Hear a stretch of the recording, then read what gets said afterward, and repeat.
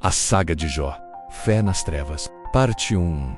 O homem que tinha tudo na terra oriental de Uz, onde os ventos cantavam histórias antigas através dos vales e as estrelas pareciam brilhar mais próximas da terra. Vivia um homem cujo nome ecoava nas cortes celestiais e nos corações dos homens. Jó não era um rei coroado de ouro, nem um guerreiro com espada ensanguentada. Mas sua riqueza era medida em algo mais precioso que metais: integridade. 7.000 ovelhas brancas como a neve das montanhas distantes baliam em seus pastos verdejantes, suas lãs tão finas que os mercadores de Tiro e Sidom viajavam semanas para negociá-las. 3.000 camelos formavam caravanas que cruzavam desertos, trazendo especiarias da Arábia, sedas do Oriente e marfim da África. 500 juntas de bois aravam a terra fértil que produzia cevada e trigo em abundância, enquanto 500 jumentas carregavam tesouros que enchiam celeiros e câmaras. Servos numerosos como as folhas dos carvalhos de Bazã trabalhavam com alegria, pois seu senhor era justo e generoso. Mas a verdadeira riqueza de Jó estava dentro das paredes de pedra de sua casa ampla,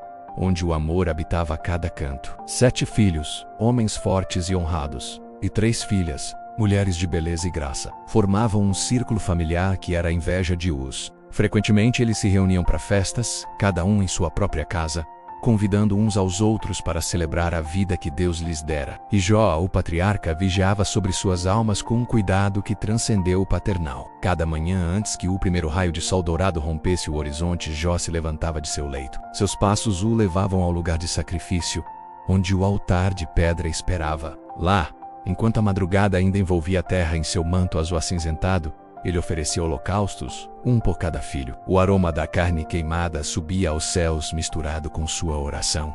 Talvez meus filhos tenham pecado e blasfemado contra Deus em seus corações. Este ritual não era superstição, mas expressão máxima de seu temor reverente.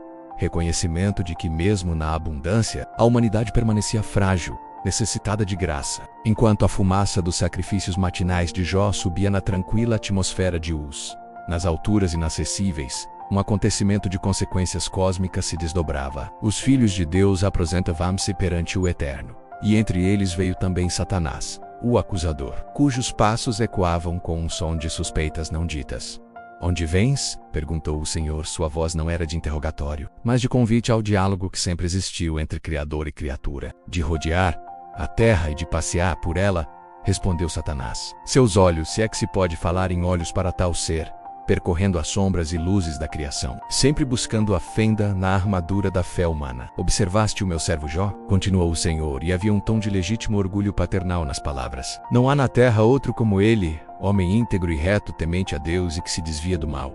Satanás fez uma pausa calculada. Seu sorriso era uma curvatura sem calor, um movimento de lábios que não alcançava o que quer que passasse por sua alma. Porventura Jó teme a Deus de verdade? Sua voz era suave e insinuante, carregada da lógica aparentemente irrefutável do alto interesse. Não o cercaste como Sebe, a ele e a sua casa e a tudo quanto tem. A obra de suas mãos abençoaste, e seus bens se multiplicaram na terra. Ele fez outra pausa, permitindo que a premissa se instalasse nos espaços entre as palavras. Mas estende a tua mão e toca-lhe em tudo quanto tem, e ele blasfemará contra ti na tua face. O silêncio que se seguiu não era de hesitação, mas de profundeza insondável. Os anjos presentes talvez tenham prendido a respiração, se é que seres celestiais respiram. Então a voz do Eterno ecoou através das cortes, carregada de um mistério que nenhum querubim ou serafim poderia decifrar completamente.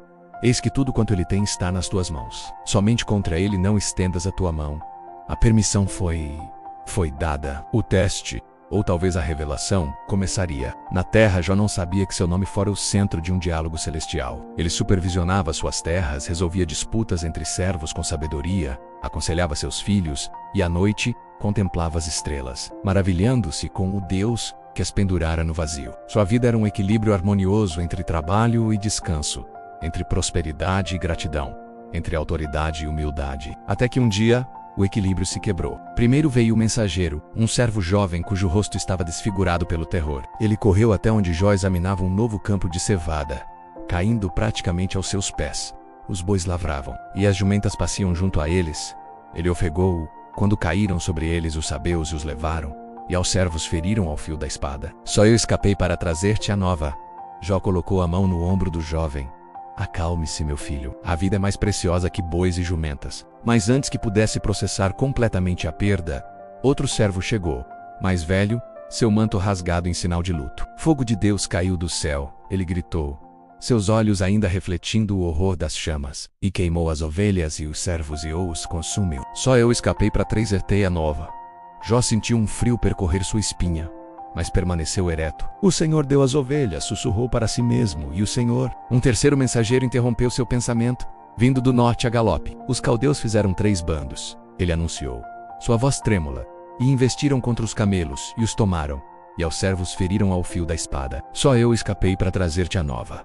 3 golpes, 3 perdas catastróficas, a riqueza de uma vida dissipada em horas. Jó olhou para seus servos sobreviventes, homens marcados pelo trauma, e para os campos que outrora pulsavam com atividade, agora silenciosos como um túmulo. Ele respirou fundo, preparando palavras de conforto para seus homens. Foi então que viu o 4º mensageiro. Este não corria, arrastava-se. Seus passos eram desiguais, como se cada movimento exigisse um esforço sobre-humano. Quando chegou perto, Jó viu que seus olhos estavam vazios não do terror, mas de uma dor tão profunda que transcendia a expressão. Teus filhos e tuas filhas, a voz do homem era um fio de som. Estavam comendo e bebendo vinha na casa do irmão mais velho. Jó sentiu seu coração acelerar. Uma premonição terrível apertou seu peito. Um grande vento sobreveio do deserto, continuou o mensageiro, cada palavra saindo como se fosse arrancada de sua alma, e deu nos 4 cantos da casa, que caiu sobre os jovens, e morreram. Ele fez uma pausa, e o silêncio que se seguiu foi mais eloquente que qualquer grito. Só eu escapei para trazer-te a nova...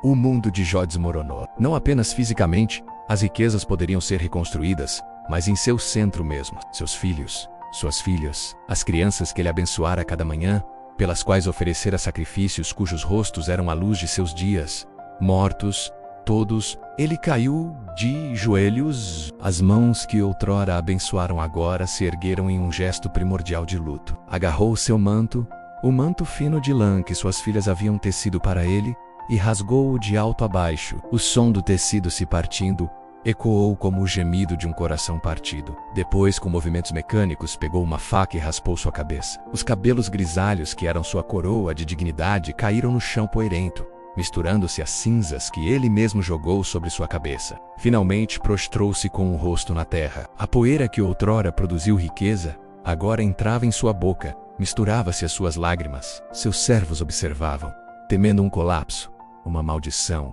uma revolta contra os céus que permitiram tal tragédia. Jó levantou o rosto. Seus olhos vermelhos de chorar miraram um ponto distante no horizonte. Quando falou, sua voz não era um grito, mas uma declaração solene carregada de uma fé forjada não na prosperidade, mas em algo mais profundo. No saí do ventre de minha mãe, e no tornarei para lá. Ele fez uma pausa, respirando fundo. O ar que entrou em seus pulmões era o mesmo que seus filhos respiraram pela última vez. O Senhor deu e o Senhor tirou. Outra pausa. Os servos se inclinaram para frente, esperando a conclusão lógica, menos uma acusação, uma reclamação, uma dúvida. Em vez disso, vieram palavras que ecoariam através dos séculos, atravessando culturas e crenças, tornando-se um marco eterno na história da fé humana. Bendito seja o nome do Senhor. Naquela prostração, naquele rasgar de vestes, naquela homenagem silenciosa aos mortos, a Escritura registra simplesmente: em tudo isto Jó não pecou, nem atribuiu a Deus falta alguma. A primeira rodada terminara. A fé de Jó permanecera firme, mas nos bastidores celestiais, o acusador não estava satisfeito. O teste, ele argumentaria em breve, não havia sido suficientemente profundo. A verdadeira integridade, sugeriria, só é revelada quando a própria carne é tocada. Enquanto isso, em Uz, um homem sentava-se entre as cinzas de sua vida anterior. Sua alma um campo de batalha entre a dor mais profunda que a humanidade pode conhecer e uma fé que se recusava a morrer. O sol se pôs naquele dia, levando consigo não apenas a luz, mas o mundo inteiro. A noite que se seguiu foi a mais longa da vida de Jó, mas não seria a última. Fim da parte 1. Que Deus te abençoe. Obrigado por chegar até aqui, se inscreva no canal e receba mais vídeos como este.